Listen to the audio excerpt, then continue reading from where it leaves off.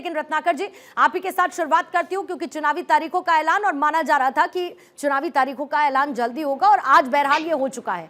लेकिन फिर वही सवाल बीजेपी से दो मुख्यतः पूछे जा रहे हैं कि एक 27 साल का सूखा बीजेपी करने के लिए क्या स्ट्रैटेजी बना रही है, दूसरा जो विपक्ष सवाल पूछ रहा है कि क्या दिल्ली में आपके पास कोई चेहरा है। देखिए पूर्णिमा जी, सबसे पहले तो मैं यही कहना चाहूंगा कि जिस तरह से आज लोकतंत्र के पर्व के तारीखों का ऐलान किया गया है, निश्चित रूप से दिल्ली की जनता यह इस बार मन बना चुकी है और ये ठान चुकी है कि इस जो है महाभ्रष्टाचारी पार्टी को आपको रत्नाकर जी रोकूंगी, सतीश उपाध्याय जी की प्रतिक्रिया इस वक्त। और ये वही पार्टियां हैं, चाहे वो आम आदमी पार्टी हो, चाहे वो कांग्रेस हो, ये सब लोग ईवीएम पर तभी सवाल खड़े करते हैं जब ये चुनाव हारते हैं। आप इतिहास देखिए, इन सबसे पूछिए, जब ये चुनाव जीते तो इन्होंने ईवीएम पर सवाल नहीं खड़े किए, जब ये चुनाव हारते हैं तो इनको ईवीएम का रोना आता है। मैं ये बधाई देना चाहता हूँ भारत के चुनाव आयोग को, जो इतना निष्पक्ष चुनाव कराते हैं, पूरी तरह से एक अच्छे वातावरण में, स्वस्थ वातावरण में चुनाव कराने की वो उनकी जो चेष्टा है वो रहती है। लेकिन कुछ पार्टियों की आदतन मजबूर हैं, चुनाव हारेंगे तो ईवीएम का रोना उनकी ये आदत में शुमार है। सर एक आखिरी सवाल सर, आज आम आदमी पार्टी ने अपना जो कैंपेन सॉन्ग लॉन्च किया है, फिर लाएंगे केजरीवाल, दिल्ली से भगाएंगे केजरीवाल, ये उसका मुख्य एम हमारी तरफ से है। दिल्ली में अब भाग रहे हैं केजरीवाल, ये ऐसा जो दिल्ली की जनता है उनके मन में इस प्रकार के सॉन्ग अपने आप ही आ रहे हैं, जिस प्रकार से दिल्ली 10 साल में बेहाल हुई है।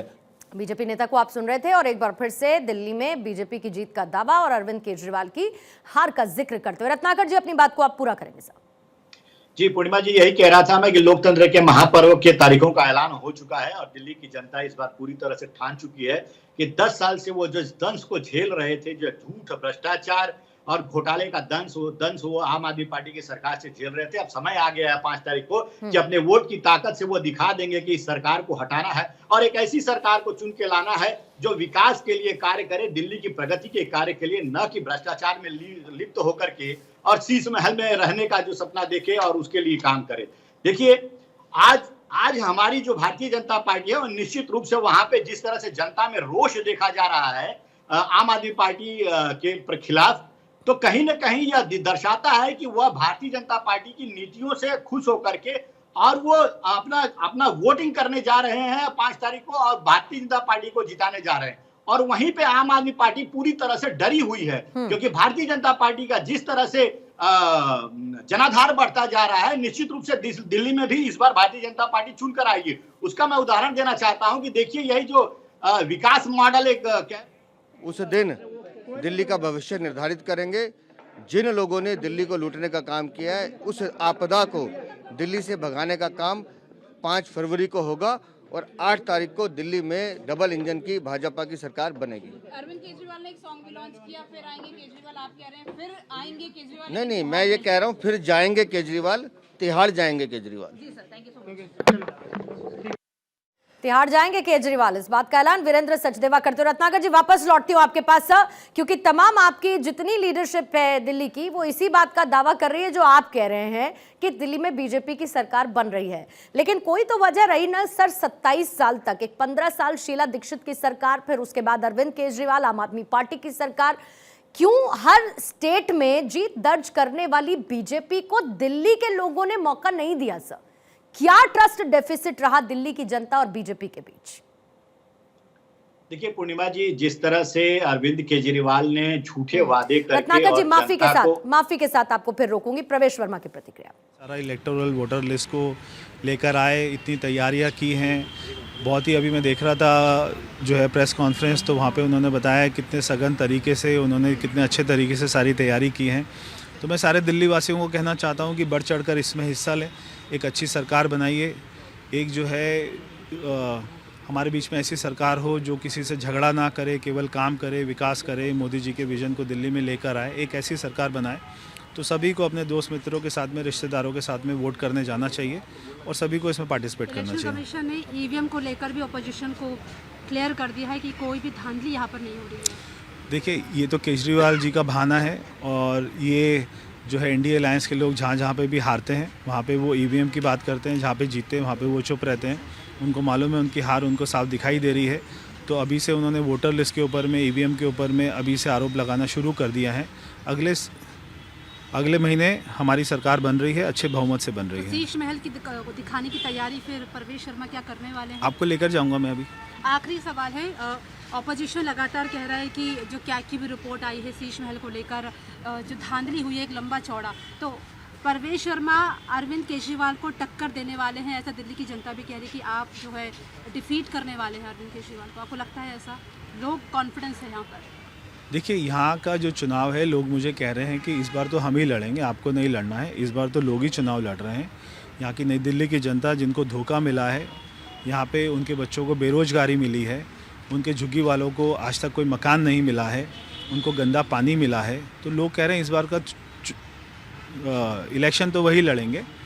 और मैं ये सारे लोगों को भी दिखाने ले जाऊँगा शीश महल को।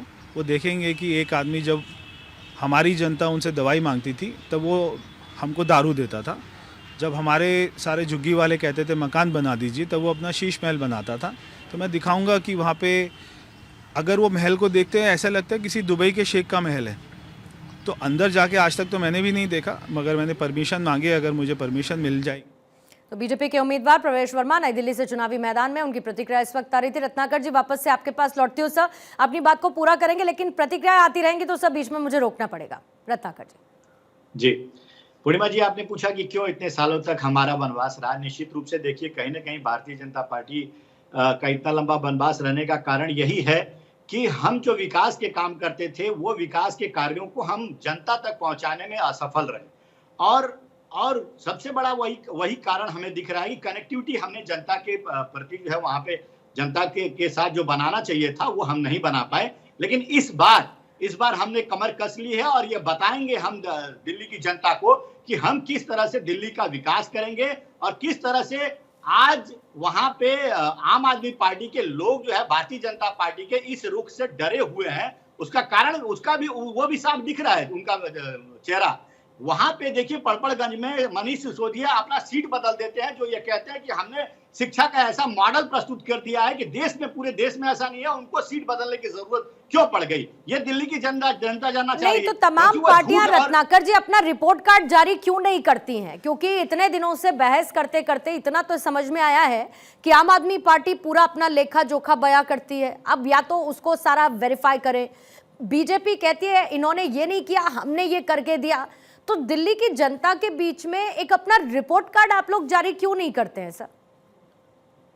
देखिए पूर्णिमा जी, देखिए, जहां तक आम आदमी पार्टी के रिपोर्ट कार्ड की बात कह लूं मैं, तो आम आदमी पार्टी ने अभी तक जितने भी अपने वादे किए, मैक्सिमम वादों को उसने पूरा नहीं किए। इस आधार पे वो रिपोर्ट कार्ड लेके जाएंगे जनता के बीच में। आज भी जब हम उनसे प्रश्न पूछते हैं कि आपने क्या काम किए पिछले 10 साल में, वो काम तो बता दीजिए, आरोप हम पे बाद में लगा लीजिएगा। लेकिन ये आरोप की बुनियाद पे जन्मी हुई यह पार्टी सिर्फ आरोप लगाने की राजनीति करती है, अपने काम जो विकास के किए हैं वो गिना नहीं पा रही है। उसका कारण भी यही है कि उन्होंने पिछले 10 साल में कोई काम नहीं किया, सिर्फ आरोप लगाने का काम किया। आपने देखा कि जब भी दिल्ली में बाढ़ की स्थिति आई तभी भी भाजपा पे आरोप लगा दिया, सूखा पड़ा तभी भी भाजपा पे आरोप लगा दिया। तो आरोप की राजनीति पे ये जो है बुनियाद से जन्मी हुई राजनीति से जन्मी हुई यह पार्टी आरोप लगाना जानती है। आज दिल्ली की जनता जानना चाहती है भाई कि आपने 1000 स्कूल खोले, उसमें लेकिन इसके साथ साथ एक और राजनीति है जिसको आगे बढ़ाने में कोई भी पीछे नहीं है, और वो सब्सिडी वाली राजनीति है।